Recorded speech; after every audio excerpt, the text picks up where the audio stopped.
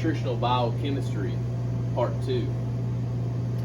So, what we were discussing in my class last Saturday had to do with oxalates, lectins, alkaloids, and this causing high histamine levels in men and women. You see it a lot more in women, just due to them having a lower testosterone production, but you see it a lot more in men lately as well, and that's due to a lot of men have low testosterone nowadays due to eating tons of foods like kale, wheat, beans, soy, peanuts, and tomatoes. And we're going to talk about when and why you can eat things like this. So for instance, leafy greens, of course they have some benefit for the human body. I'm not saying that. Now does kale? No, in my opinion, kale is highly toxic. It is built defense mechanisms like lectins to poison our gut to make us have diarrhea. So like for instance, a tomato is considered a nightshade. It's in the nightshade family. So why is it so inflammatory for people with Crohn's disease, irritable bowel syndrome? It's because the peeling around a tomato and the seeds contain very high levels of a chemical called lectin. And that lectins are a defense mechanism that the plant has built in order to poison our gut so we poop the seeds out so it can regrow itself. A perfect example of this is a blackberry. So a blackberry seed contains high levels of lectins that poison our gut so we poop it out and they can regrow all over the woods. Why do you think there's wild blackberry bushes all over the woods? It's because animals eat them, poop the seeds out, and they regrow themselves. You see, Paul Saladino had this right. Plants have been here longer than all of us, and they have built defense mechanisms to poison us to protect themselves. Just like coffee. Technically, caffeine is a pesticide to kill insects, okay? So all that to say, I have a cup of organic coffee every morning from Fourth Level Roasters, and once you roast the coffee, it pretty much takes care of the lectins. But the more medium the coffee is, the more oxalates that would be in the coffee. There's a lot more oxalates in coffee rather than lectins. I apologize.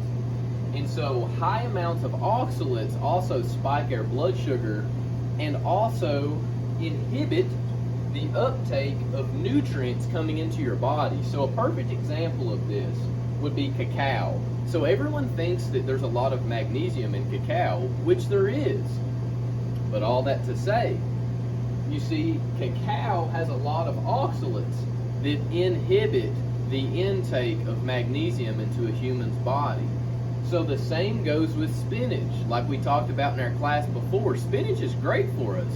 But again, the oxalates in the spinach inhibit the intake of calcium into our human bodies. So nuts are the same thing. They have high amounts of oxalates in them. So they directly negatively affect our thyroid and our bone density because phytic acids in the nuts and wheat eradicate minerals in our bones. So this is why so many older individuals have problems with bone density. Is due, hang on one second guys, okay, I was just making sure my video was on. But so many of the older generation has osteoporosis because their doctors are telling them to eat nothing but things with oxalates, lectins, and alkaloids. Leafy greens, cacao, nuts, seeds, kale, wheat, beans, soy, peanuts, and tomatoes.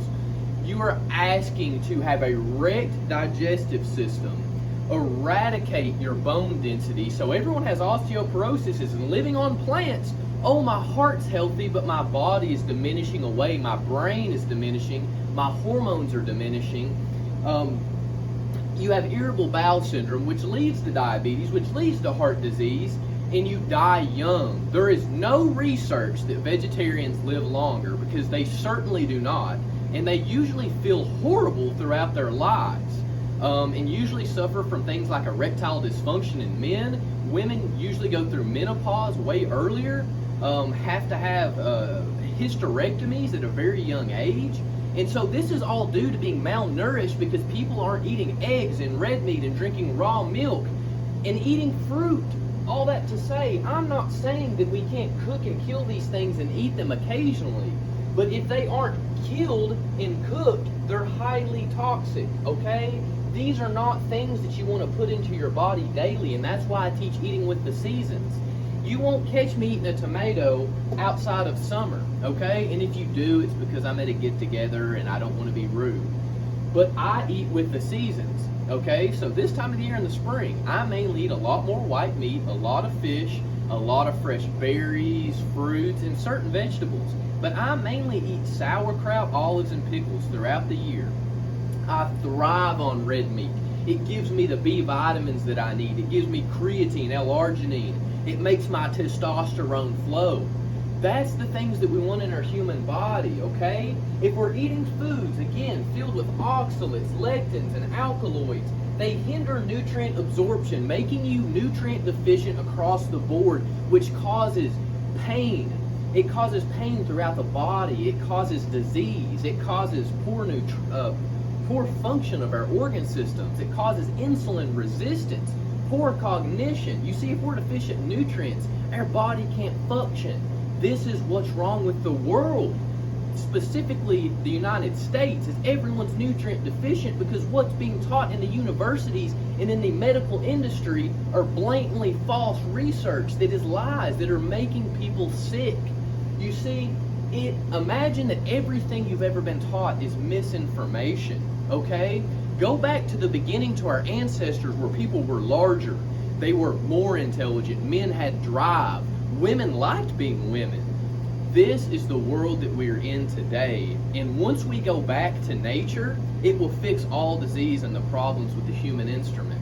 And I get very passionate about these things. So I just wanted to firm up some things from my last video. That leafy greens, cacao, coffee, nuts, and seeds can be of benefit to humans if they are cooked, if they are roasted, if they are put into our bodies the correct way. Kale shouldn't be eaten, in my opinion. If you want antioxidants, eat blueberries. They're not inflammatory. Kale is. Spinach could be eaten raw, but it should be cooked. Wheat should be eaten, in my opinion, but if you do eat it, you should ferment it. It is meant to be fermented. Fermented sourdough counteracts the effects of gluten. Beans, if you do eat them, soak them for 24 hours to get rid of the lectins. Soy should never be eaten. It's toxic. Peanuts, eat a scoop of peanut butter every now and then, but it is super inflammatory, as we talked about. Tomatoes, peel them, de-seed them if you're going to eat them. It's all about how we prepare our food, okay? But mainly, we are designed to eat as a human race meat, fish, and fruit. Thank you. Have a nice day.